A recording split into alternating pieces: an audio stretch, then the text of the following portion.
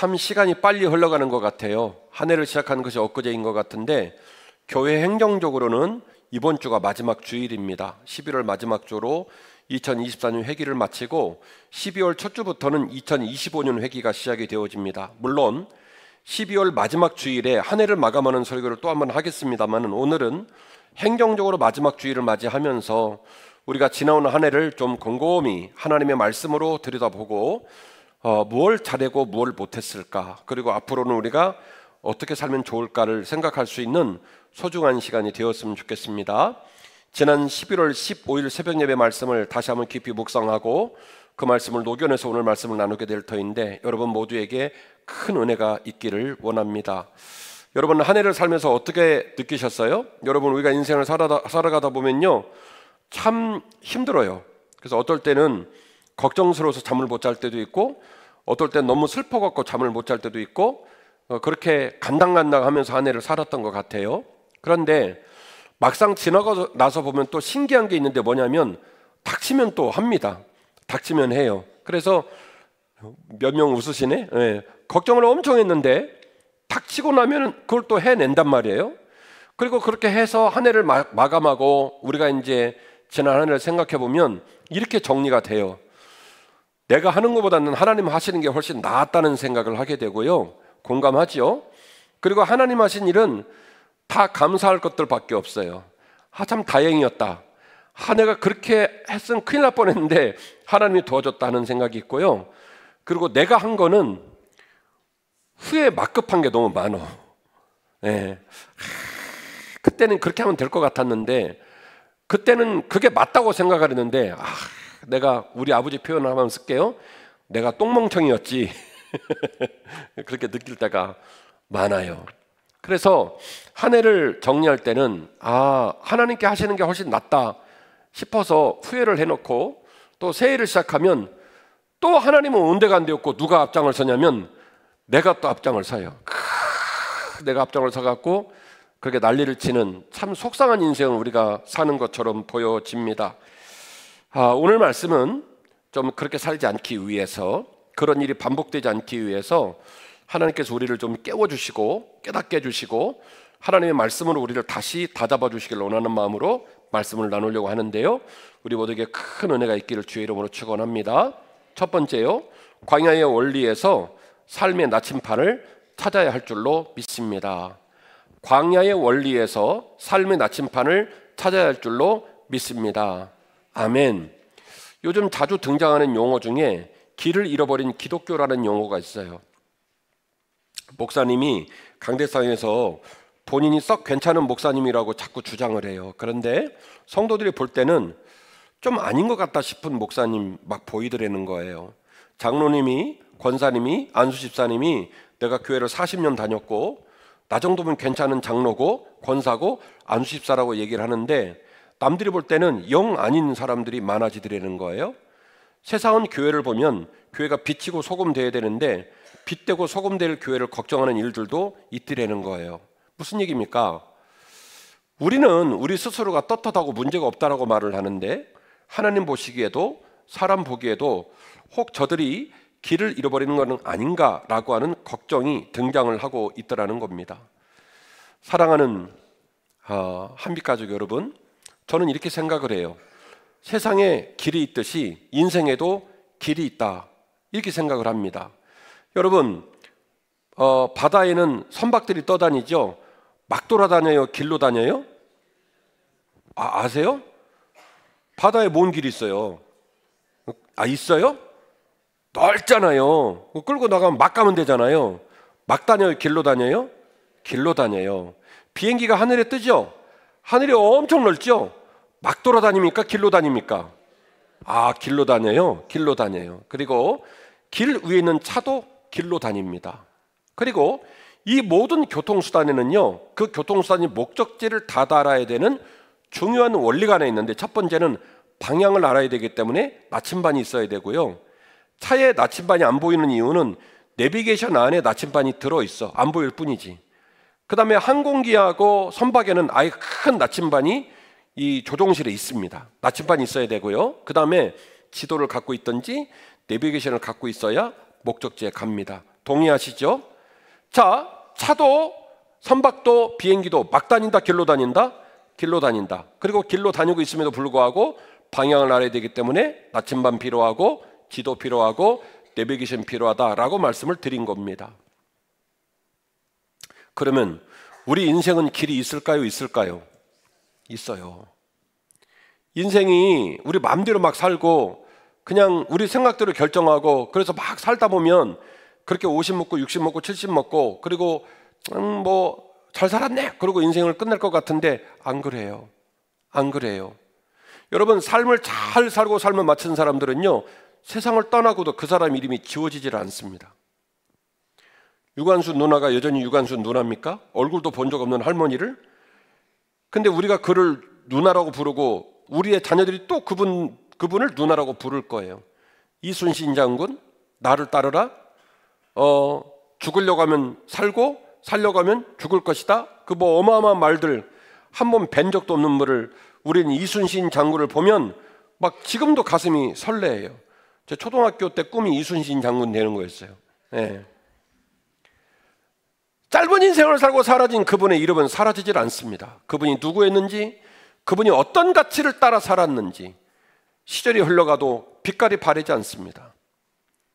삶을 살면서 얼마나 많이 물질이 있었냐, 얼마나 높은 사람으로 살았냐, 그건 남지 않아요. 그러나 그분의 삶의 가치는 남더라는 거예요. 인생에도 분명히 나침반이 필요하고 길 위에 서야 되고 반드시 지도와 내비게이션이 필요하더라는 거예요. 그래서 오늘 귀한 말씀을 통해서 우리 모두가 인생길의 나침반과 인생길의 지도와 인생길의 내비게이션을 발견하시기를 주의 이름으로 축원합니다. 여러분, 여쭤볼게요. 길을 가시다가 운전을 하고 가시다가 유턴을 종종 합니다. 유턴을 하시면 막 승질 나가지고 차 유리창을 깨버리고 내려서 쌍욕을 하고 바퀴를 뽑아버리고 그러나요? 그냥 유턴합니까? 그냥 유턴하죠. 여러분, 유턴하는 건 좋은 일이 아니에요. 약 오르는 일이에요. 돈 들였잖아요. 시간 들였잖아요. 기름 뗐잖아요. 유턴하면 얼마나 억울해요. 그런데 차에 있는 차여석께서 주인님 깜짝 잘못하셔갖고 너무 갔어요. 잘못 갔어요. 그러니 유턴하세요. 그러면 응 하고 유턴하는 이유가 뭘까요? 유턴해서 조금 돌아가더라도 이렇게 가야 목적지를 갈 수 있다는 확신이 있으면 화 나지 않아요. 억울하지 않아요. 공감하시죠? 공감하시죠? 내가 물질을 써놓고 시간을 써놓고 내가 갔던 길을 되돌아온다 할지라도 내가 되돌아오는 행위를 통하여 참 길을 찾고 목적지를 갈 수 있다는 확신이 있으면 그거 안 억울해요. 공감하시죠? 여러분, 여쭤볼게요. 살면서 유턴하는 일이 많아요, 많아요? 그때마다 열 받았어요, 받았어요? 열 안 받아요, 집사님은? 그러면 못된 나만 열 받을게요. 살다가 유턴을 하면요 되게 속상해요. 어떤 사람한테 너무 내가 마음을 썼거든요. 돈도 썼거든요. 정성을 들였거든요. 근데 그 친구가 뒷담화를 때렸어. 그게 유턴이에요. 그러면 집사님 기분 좋아요? 저만 화나요? 옛말에 머리 검정 짐승은 거두지 말라 했는데 내가 헛짓거리 했다. 내가 막 자책이 되고 그러잖아요. 그죠? 투자를 해서 그렇죠. 사람 만나서 그렇죠. 일해놓고 그렇죠. 유턴할 때 기분 좋은 사람 한 명도 없어요. 그러나 유턴을 할 때도 내가 유턴한 이 행위를 통해서 내가 죽을 뻔하다 살고 길을 잃을 뻔하다가 제대로 된 길로 간다는 생각이 들면 그렇게 억울할 일은 없다. 그래서 오늘 귀한 말씀을 통해서 필요하다면 유턴도 하시기를, 유턴도 기쁘게 하시기를 주의 이름으로 축원합니다. 오늘 본문의 말씀이 이렇게 기록되어 있습니다. 12절 말씀입니다. 이스라엘아, 내 하나님 여호와께서 내게 요구하시는 것이 뭐냐? 곧 내 하나님 여호와를 경외하며 그의 모든 도를 행하고 그를 사랑하며 그의 마음을 다하고 뜻을 다하여 내 하나님 여호와를 섬기고, 내가 오늘 내 행복을 위해서 너에게 주는, 너에게 명령하는 여호와의 명령과 규례를 지킬 것이 아니냐. 자, 이 문장 띄워놓으세요. 하나님이 명령을 해요. 하나님이 규례를 줘요. 그런데 때로는 그 명령이 나한테 얘야, 김 목사, 박 장로, 유턴, 이런 명령이 와요. 좋아요, 속상해요? 속상해요. 순종하고 싶어요, 불순종하고 싶어요? 불순종하고 싶죠. 유턴을 하라는데. 그런데 13절 말씀 말하는 거예요. 내가 너에게 명령하는 여호와의 명령과 규례를 지킬 것이 아니냐, 지켜야 하지 않느냐라고 반문을 하고 있는데, 그 이유는 뭐냐면 내가 너에게 이 명령을 주는 이유가, 내가 너에게 이 규례를 지는 이유가 무엇 때문에? 무엇 때문에 그걸 준다는 거예요? 나 좋으라고, 너 좋으라고, 너 좋으라고. 오늘 본문의 말씀대로 말하면 너의 행복을 위하여, 너의 삶의 행복과 감사를 위하여 내가 너에게 명령을 줄 때, 내가 너에게 규례를 줄 때, 때로는 그것이 유턴처럼 보인다 할지라도 그것을 기쁘게 여기라고 말씀하고 있는 거예요. 인생의 나침반, 인생의 지도, 인생의 내비게이션이 뭘까? 너의 마음과 너의 뜻과 너의 정성을 다하여 하나님을 사랑하는 것, 그리고 그분께서 너에게 생명과 기쁨을 주시기 위해서 주시는 명령과 규례를 즐겁게 여기고 그 명령과 규례를 따르는 것, 이것이 인생의 나침반, 이것이 인생의 지도, 이것이 인생의 내비게이션인 줄 믿으시기를 주의 이름으로 축원합니다. 여러분 여쭤볼게요. 인생은 길고 짧은 것은 대봐야 합니다. 그 말은 무슨 얘기냐면 내가 들고 있는 내 인생에 자가 있어요. 그리고 그 자의 길이를 알기 때문에 우리는 목에 힘이 들어가요. 내 걸 재봤더니 박권사고보다 길어. 그러니까 괜찮은데? 이런 느낌 든단 말이에요. 내 거 길이를 재봤더니 누구에게? 이 집사님 것보다 내 거가 훨씬 길어. 우리 아들 거 기록지를 재봤더니 최 권사님 아들 거보다는 우리 아들 거가 길어. 그러니까 우리는 당당한 마음이 든단 말이에요. 그런데 나는 이 길이가 정확하다고 생각을 하는데 인생을 살다 보면요, 짧았던 길이가 길어질 때도 있고 길었던 길이가 짧아질 때도 있으니 길고 짧은 것은 대봐야 하는 거예요. 내가 내 삶 가운데 물질, 건강, 직장, 사업장, 사람, 어떤 일이 됐던 내 의식과 판단과 내 마음으로는 그것이 내 것이라고 생각하고 그것이 맞다라고 생각을 하는데, 생각해보면 그렇지 않을 때가 너무나 많더라는 거예요.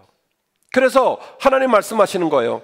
내가 너의 행복을 위하여, 내가 너의 생명을 위하여 너에게 주는 명령과 규례를 지켜야 한단다. 그걸 어떻게 지킬 수 있느냐? 마음과 뜻과 정성을 다하여 주 여호와를 사랑하는 그 사랑의 접착제, 그 사랑의 강력한 에너지가 없으면 명령과 규례를 지켜요, 못 지켜요? 못 지켜요. 속상하죠?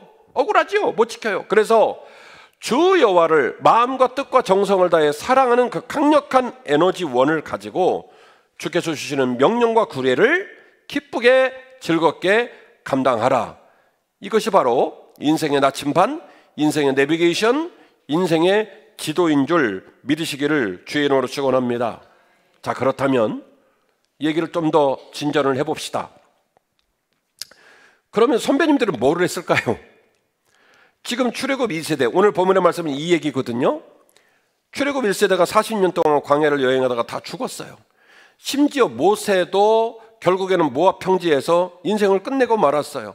바통은 여호수아에게로 넘어가고, 그리고 출애굽 2세대가 드디어 가나안 땅을 목전에 두고 신명기가 시작합니다만 본격적으로 이 율법과 계명이 쏟아지는 건 10장부터거든요. 오늘 10장 12절을 읽으셨으니까 그 출애굽 2세대에게 가나안 땅을 들어가며 주시는 여호와 하나님의 나침반, 여호와 하나님의 지도, 여호와 하나님의 내비게이션을 주시고 이 원리를 따라 가나안 땅을 들어가라고 지금 얘기하잖아요. 그러면 선배들은 뭐를 했을까요?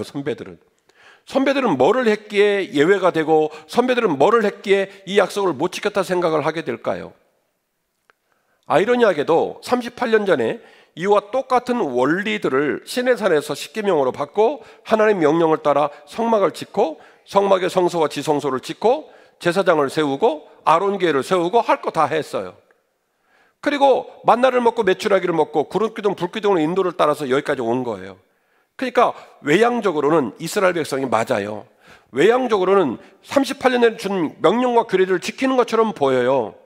그런데 왜 하나님은 이 엄청난 경고성의 메시지를 출애굽 2세대에게 주고 있을까요? 제가 줄곧 강조해왔던 이야기가 여기서 나오게 됩니다. 그 유명한 정진, 정향. 정진한다는 말은 최선을 다한다, 열심을 다한다, 분주하게 한다라는 말이고요. 정향은 방향을 정확하게 잡았다라는 말이에요. 우리 인생이 주 앞에 온전히 쓰임받고 길고 짧은 것을 대볼 수 없기에 그 길고 짧은 것을 정확히 하시는 하나님께 의지하고 그분의 은혜를 따라 성공적인 인생을 살고 보람과 기쁨이 넘치는 삶을 살고 내가 죽어서도 이 땅에 이름을 남길 수 있는 가치 있는 인생을 살 수 있는 유일한 기회는 뭐냐면 정진하고 정량하는 거예요. 정진과 정량이 정답이죠. 그러나 우리가 어떤 말씀을 들을 때마다 정진을 다 못한다, 정진과 정량을 다 못한다 라고 한다면 둘 중에 하나를 먼저 취한다면 정진이 중요할까요? 정향이 중요할까요? 예, 정진보다는 정향이 중요하답니다. 우리 한국 사람들은 태생상 열정 민족으로 태어나요. 예. 붉은 악마가 축구 응원하는 걸 보면요, 그 다른 나라 응원단들이 질려서 응원을 못 하겠대요. 저놈의 인간들은 성대가 뭐 기계로 됐는지 그렇게 소리를 고래고래 지르고도 게임 끝날 때까지 지치질 않는다는 거예요. 우리는 그 매운 고추를 고추장에 찍어서 먹어야 직성이 풀려요. 펄펄 끓는 음식을 투가리에 데워가지고 100도가 아니라 160도 정도 되는데 그거를 또 숟가락으로 해서 먹으면서 시원하다 이러는 민족이에요. 특이한 사람들이에요. 불같은 민족. 예. 그리고 우리는 미온수는 싫어. 사우나도 43도 마찬가지로 들어가서 그냥 막 땀바람을 쫙 빼야 그냥 몸이 가온한 느낌이 든단 말이에요. 중간은 안 해. 얼마나 열심히 사는지 몰라요. 많은 사람이 해외에 흩어져 있는데요, 북극 가서도 잘 살고 남극 가서도 잘 살고 적도지방 막 더워 죽는데도 잘 사는 민족은 한국 사람밖에 없대. 왜냐? 한국 사람은 봄, 여름, 가을, 겨울을 평생 다 겪고 살았어. 뜨거운 것도 견디고 추운 것도 견디는 거예요. 대단한 사람들이에요. 그러니까 제가 좀 드리는 말씀 뭐냐면 우리는 기본적으로 뭔 잘한다. 방금 말한 걸로 기본적으로 뭘 잘해요? 정진을 잘해요. 정진을. 그런데 우리 마음에 있는 건조통이 있는데 누구 말을 안 들어. 그래서 이 방향을 정하는 것은 항상 방향이 어디에 있냐면 나한테 있어. 내가 그 길이요 진리요 생명이요. 다른 사람이 한마디면 난 10마디를 해요. 됐고! 이러면서 막 내 얘기를 하는 거예요. 내 말 들으라고. 내 마음대로 해야 직성이 풀리는 거예요. 그런데 우리는 창조주가 아닙니다.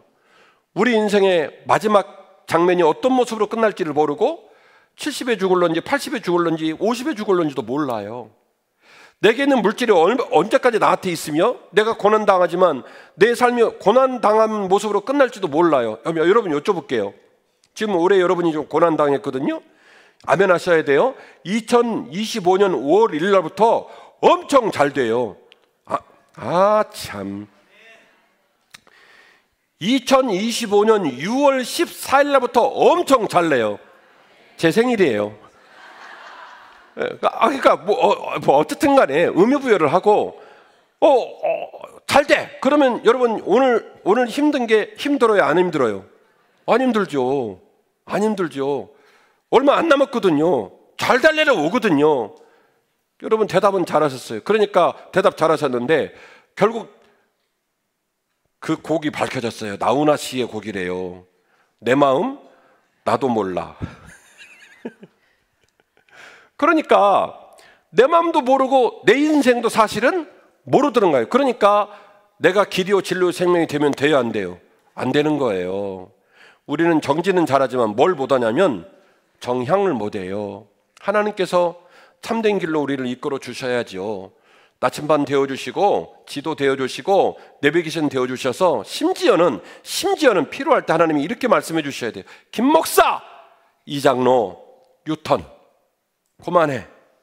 그만해 유턴. 또 유턴 해야 된다. 그때 저와 여러분이 아멘 주여 유턴 하겠나이다. 이게 뭐예요? 순종이에요. 내 주권을, 내 삶의 방향성을, 내 삶의 지혜를 누구에게 두는 겁니까? 하나님께 두는 거예요. 네 마음과 뜻과 정성을 다하여 주 여호와를 사랑하라. 그리고 내가 너의 생명을 위하여, 내가 너의 생복을 위하여 너에게 준 명령과 규례를 기쁘게 여기라. 이는 여호와의 말씀이십니다. 그래서 열심히 살고, 그리고 정향, 누구에게? 하나님께, 그분의 은혜를 따라. 출애굽 1세대가 뭘 놓쳤냐면 정지는 잘했는데 정향을 놓친 거예요. 그래서 그 어려움을 당한 거예요. 그래서 하나님이 다시 한번 재확인하는 거예요.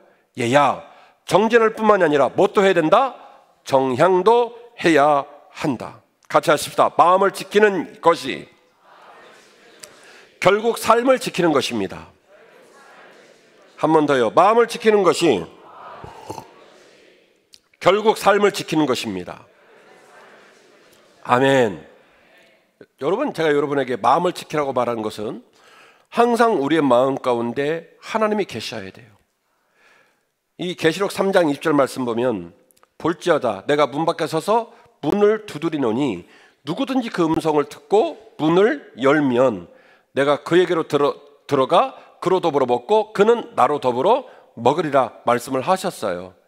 요한계시록 3장 20절 말씀에서 문이라는 비유를 드셨는데 그 문은 우리가 저 열고 들어온 육신의 문이 아니에요. 무슨 문입니까? 마음의 문이에요. 하나님이 항상 우리에게 오늘도 말씀을 통해, 여러분 오늘 일주일 살고 이 예배를 드리는데 하나님의 말씀을 통해 지금 여러분의 마음을 두드리는 거예요. 이 집사, 진호야, 진이야, 내 말 좀 들어라. 문을 두드리는 거예요.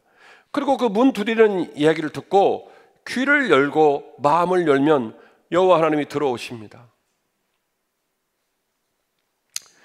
얼마 전에 우리 집사님 내외가 몸이 많이 아파서 걱정을 많이 했어요.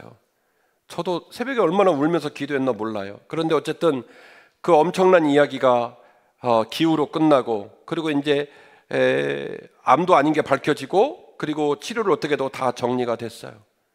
그랬는데 그래서 하나님께 너무 감사했어요. 근데 우리 목회자실 보고하기를 그 두뇌가 이번에 김장하는 김치를 사겠다는 거예요. 저는 그거 다 받아들일 수 없어요. 그러나 그 헌신을 기쁘게 여길 겁니다. 그래서 이제 이번 주에 협상을 하려고 그래요. 반땅하자고. 서로 반땅하자. 반땅 헌신하시고 반은 교회에서 하자 말씀드릴 거예요. 왜냐?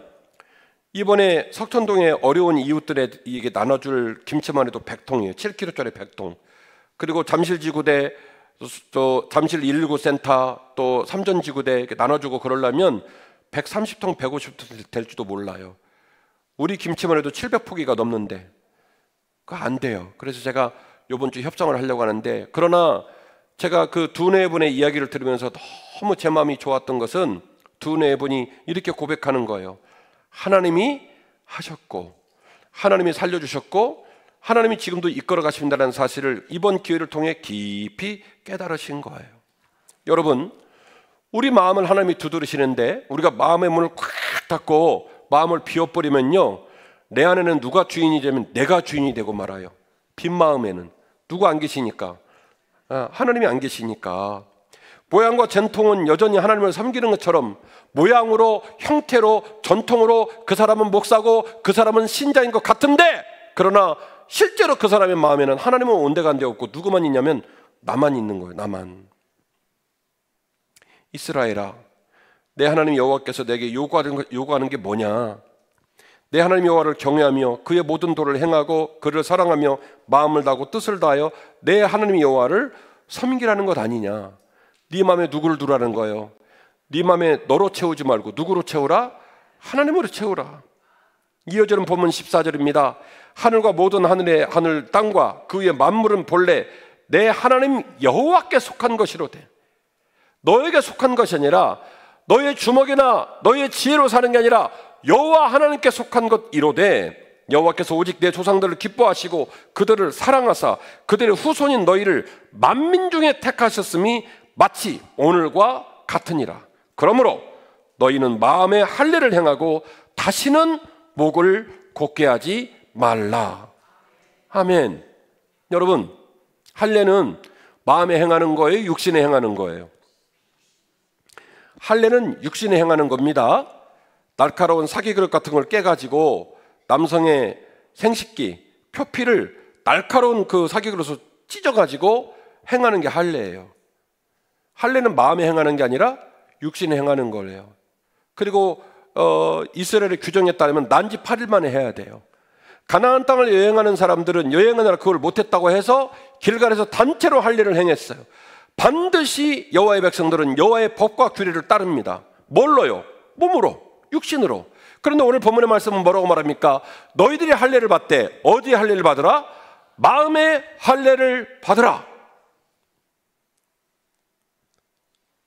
너희들이 십계명을 들고 다니고 법궤를 들고 다니고 성막에 모이고 계명과 규례를 따라 사는 것처럼 보이지만, 그러나 그 모든 것들이 껍질과 외양적 틀에 담겨진 그 가치가 사라져버린 그런 행태가 돼서는 안 된다는 거예요. 이 모든 일의 시작은 마음에서 시작이 돼야 한다는 거예요. 육신의 할례로 최종적으로 결판이 나겠지만 실제로 할례의 정신과 가치는 어디에 담겨야 된다? 마음에 담겨야 된다. 그래서 너희는 마음의 할례를 행하고 다시는 목을 곧게 하지 말아라. 할렐루야.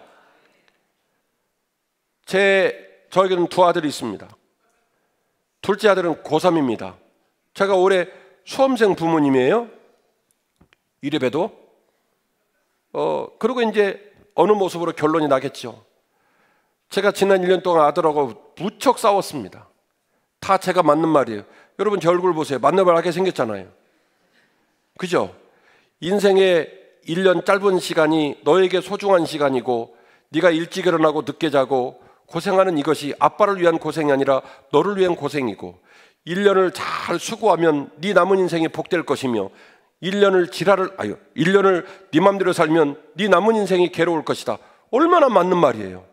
예, 그 맞는 말을 하느라 싸우기도 하고 상처받기도 하고 막 어려운 삶을 지내고 1년이 끝났습니다. 그리고 지금 제가 내리는 결론은 아무 소용이 없었다, 이런 생각이 드는 거예요. 우리가 욕심껏 부모라는 의지를 가지고 부모의 염려를 가지고 강력하게 아무리 난리를 쳐도 사실은 그 아이가 받아들이고 그 아이가 돼야 그게 작동이 되는 거지, 그건 부모의 욕심일 뿐이에요. 저보다 인생을 먼저 사신 선배님들이 지금 고개를 그냥 목이 떨어지게 흔들고 계셔.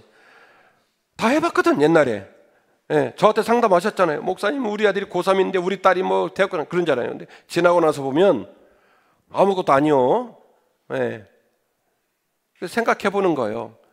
내가 하는 것보다는 하나님이 하시는 것이 훨씬 나았겠다, 이런 생각 드는 거예요. 어젯밤에도 보니까 엄마 라면이 급하게 땡기는데 제가 참아야 되겠죠? 체중을 빼야 되겠죠? 그렇지. 그랬더니 참대. 그리고 신기하더라고. 원래 걔는 1시에 고기를 구워 먹는 놈이라 좀 이해가 안 되더라고요. 근데 똑같은 사람이 똑같은 장소에서 생각이 달라지고 행동이 달라지는 모습을 보면서 이게 우리 뜻대로 되는 게 아니구나, 이런 생각을 해보게 됩니다. 우리 일부 예배 때 우리 조혁범 군이 예배를 드렸는데, 우리 혁범이 군대 갔다 왔잖아요. 엄마 저기 계신데, 엄마가 혁범이 군대 가면서 저를 얼마나 힘들겠나 몰라. 목사님, 우리 아들 어떡 해요? 걱정스러워요. 그래서 제가 걱정하지 말라고 그랬거든요. 군대를 가더니 이놈이 매주 예배를 드리러 오는 거예요. 그래서 제가 그랬어요. 너는 군인이냐 민간인이냐? 혁범이는 그렇게 군대 생활을 했습니다. 제 아들은 인제면 원통리에 가 있습니다. 인제 가면 언제 오나 원통에서 모로리 12사단 최전방에 있습니다. 그런데 김정은이가 자꾸 뭘 쏴요. ICBM을 쏘고 폭탄을 던지고 푸틴하고 친하게 지내고, 그리고 러시아에다가 파병을 하고, 그래가지고 휴가를 내는 족족이 잘려갖고 지금까지 휴가를 못 오고 있는 거예요. 참. 그 이번 주 통화를 할 때 이런 얘기를 하더군요. 아빠, 이대로 가다가 제대하겠어요. 이런 말을 하더라고요. 그래서 아들한테 그랬어요. 아들아, 내가 너를 위해 기도하니 네가 지내는 시간이 의미가 있을 거야. 네가 아무래도 아빠 품에서 너무 편하게 살아서 하나님이 군대 있을 동안에라도 너를 제대로 훈련시키는 거예요. 그랬더니 아멘을 안 해. 아멘을 안 해. 자, 제가 여러분에게 좀 드리고 싶은 말씀이 뭐냐면, 자녀를 양육하는 것도, 사업장을 운영하는 것도, 인생을 끌어가는 모든 것도 내가 책임지는 것보다는 하나님께 맡기는 것이 훨씬 더 나아요. 우리 안수집사님 한 분이 이사를 오셔서 집을 팔아는 문제로 그렇게 속상해 하셨어요. 그리고 저는 여러분 기도 카드 놓고 제가 기도하는 거 아시죠? 이게 한 7년 넘어가니까 약이 오르는 거예요. 그래서 제가 지금 말씀드릴게요. 볼펜으로 그 집 팔리게 해주시고 찍찍찍찍 그러시면서 하나님 진짜 지겨워서 못하겠어요. 막 이렇게 기도를 한 적도 있거든요. 팔렸어요. 그러니까 이게 어떻게 되면 안 팔리려면 죽어도 안 팔리려고요. 팔리려면 쉽게 팔리고 이렇게 된단 말이에요. 어떻게 계속 할까요? 그러니까 가만히 보노라 치면 한 해를 생각해 보면 우리가 생각하는 모든 것들을 생각할 때 우리 뜻대로 된 것보다는 하나님께서 해주신 것이 훨씬 더 나아요. 제가 여러분에게 예언할게요. 우리 아들이 다소 지금 군대에서 고생하고 있잖아요. 군대를 제대하시고 나면 후배들 볼 때마다 이렇게 할 건, 나 때는 말이야, 내가 군대 생활할 땐 말이야, 내 최전방에서 말이야, 내가 총 쏴가지고 곰을 잡았어, 막 이러면서, 그러면서 그 고생했던 날들을 뭔가 영웅전처럼 얘기하고 그게 내게 유익했다라고 아마 말을 할 겁니다. 제가 예언할게요. 확인해보세요. 분명히 그럴 거예요. 그날의 고통과 어려움이 나한테 유익이 됐다라고 얘기를 할 날이 아마 오게 될 겁니다. 하나님 말씀하십니다.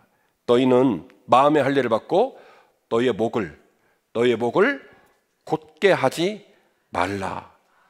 그게 너희에게 유익이 되지 않는다. 얘야, 네 마음과 뜻과 정성을 다하여 나를 사랑하고 내가 너의 생명과 내가 너의 행복을 위하여 너에게 주는 명령과 규례를 기쁘게 여기지 않겠니? 이는 여호와의 말씀이십니다. 신명기 6장 4절입니다. 이스라엘에 들으라.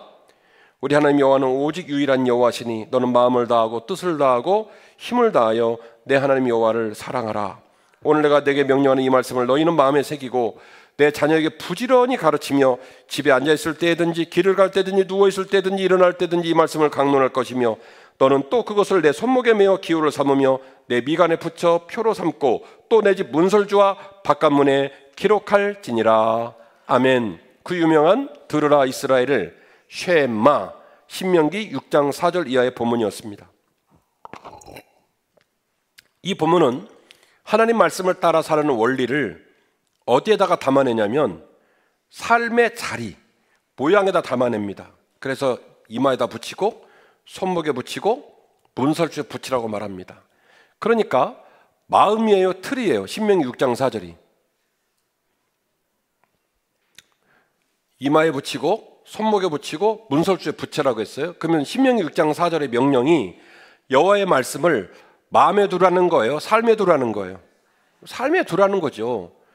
이 미간에 붙이고 손목에 붙이고 그리고 문설주에 붙이라고 했으니까 그렇게 보여집니다만 아니에요. 자, 이스라엘에 들으라.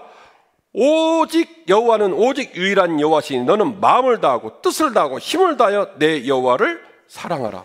오늘 내가 명령하는 이 말씀을 너는 어디에 새기라고요? 어디에 새기라고요?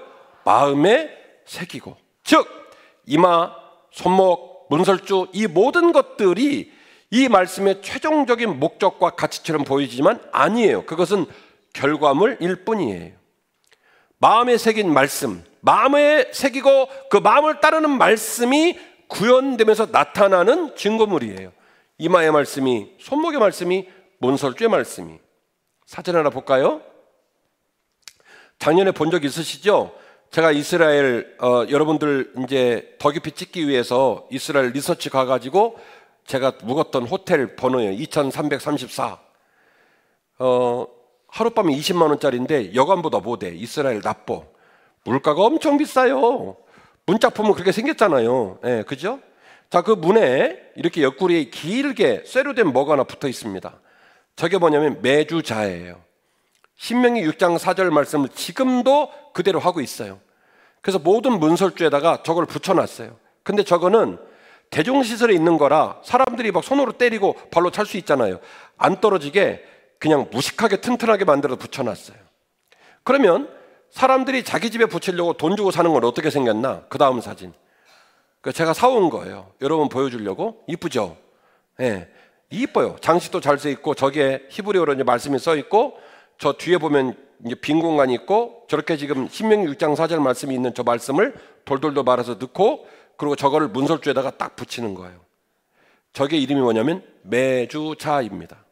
그 다음에 미가르다 여호와의 말씀을 붙이고, 그리고 손목에 여호와의 말씀을 붙이는 거를 테필린이라고 얘기를 하는데, 보통 여러분이 성지를 가시면 통곡의벽에서 성인식 같은 걸 할 때 랍비들이 이렇게 테필린을 여기다가 이마에다 붙이고 까만 끈으로 내려가지고 왼손을 쭉 감아가지고 마지막에 여기도 돌돌돌 말아서 딱 쥐고 셔클링, 이 상체를 흔들면서 기도하는 모습을 보게 되는데, 이게 613개 율법을 상징해요. 그래서 이마에도 있고 손에까지 쫙 왼손에다 해가지고 이 테필린, 셔클링을 합니다. 이런 모습이에요. 보겠습니다. 저게 지금 통곡의벽 광장인데요, 성인이 되는 아이를 랍비들이 모여가지고 성인식을 하고 있는 거예요. 그런데 지금 보시면 이마에 뭐 붙어있죠? 까만색, 그죠? 그 까만색에서 시작을 해가지고 까만 이제 끈이 왼쪽 팔뚝으로 진행이 되어서 손바닥까지 돌돌돌 말아 있는 모습을 보게 되실 겁니다. 좀 보이시죠? 왼손 보이시죠? 예, 저게 좀 토란데 저렇게 왼손에 돌돌돌 말고, 저 아이도 좀 말았죠? 손바닥까지 말아가지고 저거를 왼쪽 심장에 대고 상체를 흔들면서 기도를 하게 되는데, 여기까지 봅시다. 여기까지. 그래요.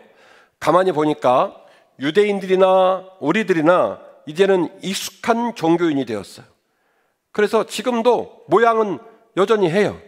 이마에 붙이고 다니고 왼손에 감고 다니고 문설주에 매주자를 붙이고 뭐 그렇게 하고 있는 중이에요. 예. 온도가 좀 뜨거워서 성도들 얼굴이 좀 그래요. 예, 좀 온도 체크해 주시고, 그 유대인들도 지금 여전히 하나님 백성으로서 해야 될 모양은 다 해요. 그리고 우리도 한국교회 130년 역사에 우리도 어쨌든 이제는 익숙하게 종교적인 행동을 합니다. 제가 어렸을 때는요, 교회가 참 신기했어요.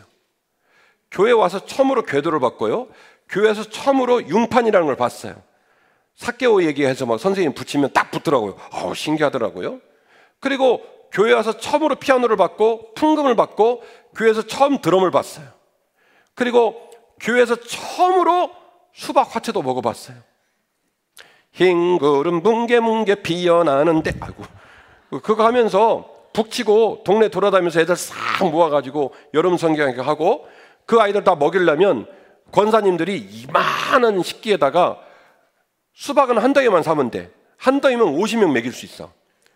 깍두기처럼 싹 수박을 자르고 얼음을 띄우고 물을 붓고 3kg짜리 설탕을 때려 넣어.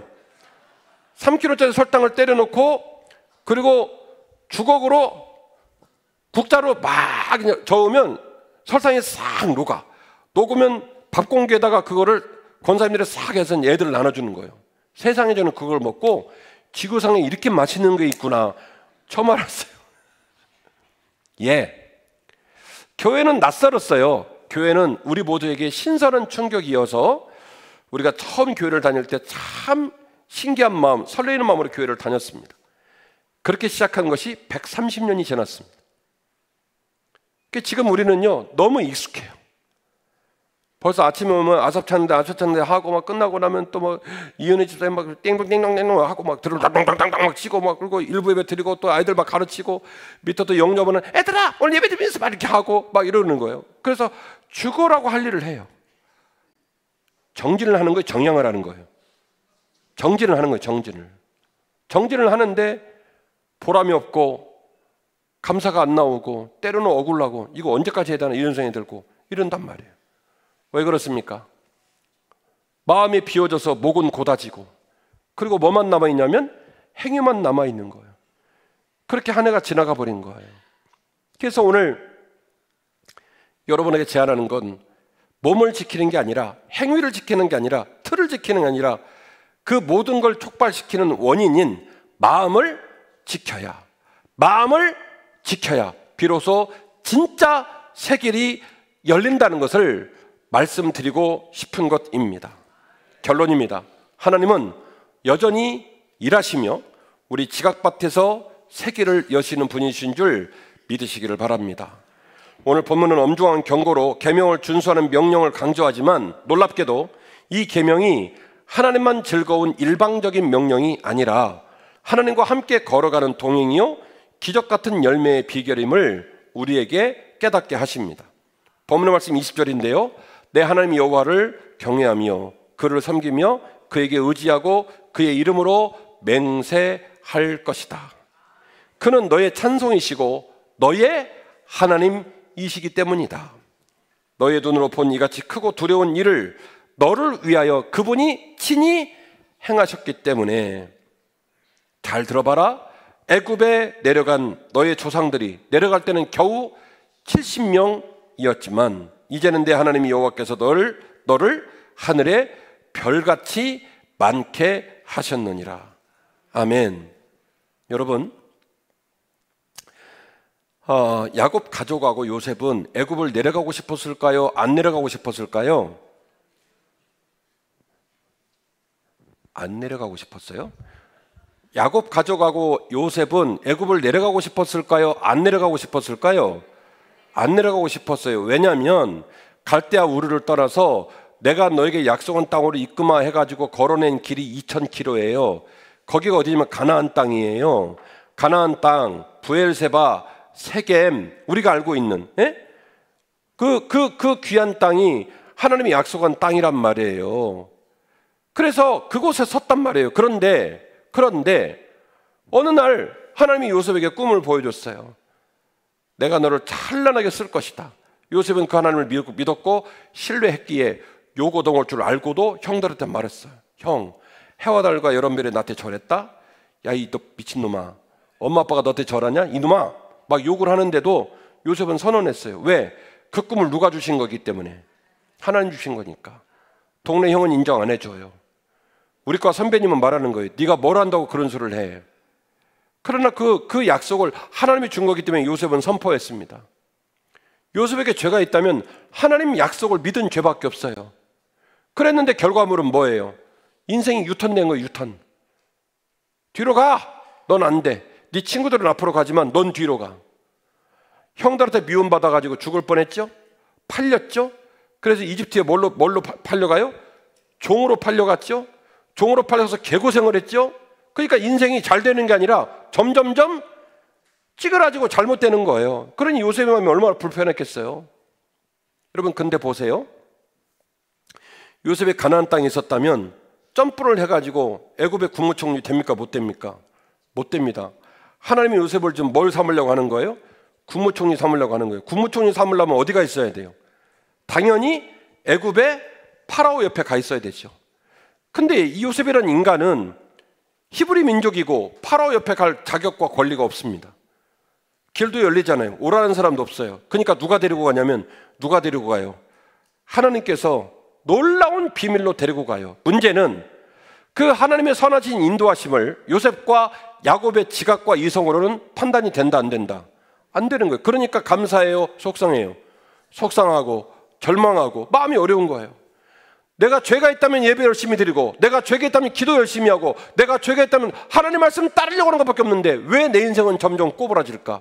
왜 내 인생은 점점 유턴을 시키고 어려움을 당할까 싶지만 그러나 하나님께서는 요셉에게 말하는 거예요. 요셉아, 너 거기서는 국무총리가 못 돼. 너 거기서는 국무총리가 될 수 없어. 그래서 요셉을 어디로 땡겼냐면 이집트로 땡겼어요. 땡겨서 보디발의 집에 들어갔거든요. 요셉이 얼마나 속상해요. 그래서 거기서 열심히 일했대요. 그리고 보디발의 마음에 쏙 들었대요. 그래서 보디발이요, 요셉을 점점 높여갖고 어디까지 높였냐면 요셉아, 내 부인 말고는 내가 모든 걸 너에게 맡기마. 그러니까 보디발 집에서 몇 인자가 된 거예요? 이제 무려 2인자가 된 거죠. 나름대로 열심히 노력해가지고 2인자가 됐어요. 그랬더니 그 이상한 여자가 요셉 이렇게 해가지고 꼬리를 쳐가지고 또 인생이 절단이 난 거 아닙니까? 그래서 요셉이 또 다시 그냥 추락을 해서 빡 떨어지는 거예요. 그러니 요셉 감정이입을 해보자고요. 우리가 요셉 됐다고 치고 그 감옥으로 잡혀갈 때 감사와 찬양이 나왔겠습니까? 죽어버리고 싶었겠습니까? 아마도 죽어버리고 싶지 아니 인생이 꼬여도 이렇게 꼬일까 말이야. 내가 무슨 죄를 졌다고. 근데 하나님 편에서는 요셉아 잘 참아라. 보디발의 집에서도 국무총리가 못 돼. 너 갈 데가 따로 있어. 그래서 어디로 가냐면 이 감옥에 잡히긴 했는데 어느 감옥에 들어가냐면 왕의 감옥에 들어간 거예요. 여러분 기억하세요? 요셉이 나중에 국무총리가 되었을 때 형한테 자신의 신분을 밝히잖아요. 내가 당신들 동생이라고. 그때 그 감정을 억제하지 못해서 보고 싶은 아버지 살아계시죠? 제일 먼저 물어보잖아요. 형들한테 말합니다. 나 형들 안 미워한다고. 그러니 그 오랜 세월의 한과 눈물이 얼마나 깊었겠어요. 그래서 사람들을 다 물리고 대성통곡을 하는데 성경은 이렇게 말합니다.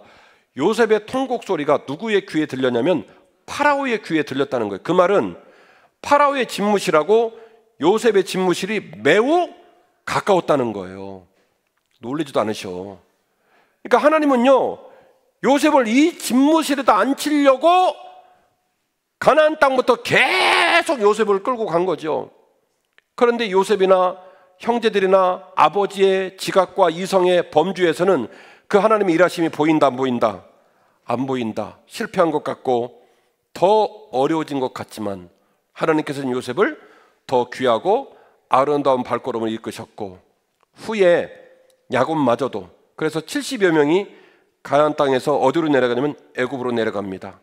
400년 동안 인큐베이팅을 해서 아브라함에게 하셨던 그 약속을 하나님이 이루시는 거예요. 백성들의 지각과 이성으로는 판단을 못했지만 유목민족은 하늘의 별처럼 될 수 있는 길이 없어요. 유목민족은 한 곳에 모여 사는 민족만 할 수 있는 일이거든요. 유목민족 막 돌아다녀요. 할 수가 없어요. 기억나시죠? 아브라함이 조카 로사가 헤어진 이유가 뭐예요? 양쪽에 부흥하니까 같이 산다 못 산다? 못 삽니다. 그 하늘의 별이 어떻게 돼요? 바닷가의 모래가 어떻게 돼요? 그래서 그 특성을 가진 민족을 한 곳에 모여서 사는 문화를 갖고 있는 어디에 집어넣어요? 애굽에 집어넣어가지고 400년 동안 찐빵처럼 쪄가지고 장정만 60만 대군, 오늘 본문에 말한 것처럼 하늘의 별과 같이 하셨느니라. 이는 여호와의 큰 그림, 이는 여호와의 사랑하심이었습니다. 찬양단 나오세요. 사랑하는 한빛가족 여러분, 지난 한 해 고생 많으셨고 이번에 바자회 끝나고 우리 성도들 전부 추천받고 해가지고 나눠드린 돈이 1,070만 원을 나눠드렸어요. 1,070만 원. 근데 1,070만 원 나눠드리면서도 항상 부족한 것 뿐이에요. 마음이 애가 타요. 할 일을 다 진행하고 있습니다만은 우리들에게 많은 지침이 있어요. 많은 어려움이 있어요. 그러나 제가 담임 목사로 여러분에게 선포합니다. 하나님은 지금도 살아 계십니다. 하나님은 지금도 우리의 이성과 지각의 바깥에서 여러분을 위해 일하고 계시고 반드시 여러분을 약속의 땅 가나안 땅으로 이끌어 가실 거라고 저는 믿습니다. 쉽게 좌절하시면 안 됩니다. 너희 마음에 하나님을 간직하고 너희의 목을 곧게 하지 말 것이며 내 삶의 주권이 너에게 있는 것이 아니라 하나님께 있다는 걸 범사에 인정하고 그분을 내비게이션 삼아서 그분을 나침반 삼아서 그분을 지도 삼아서 너희의 남은 삶을 승리한 길로 이끌어 가거라. 오늘 말씀을 통해 주시는 여호와의 마음이십니다. 마음을 지킬 때 새 길이 보입니다. 이 마음을 잘 지키는 저와 여러분 되시기를 주의 이름으로 축원합니다. 일어나실까요?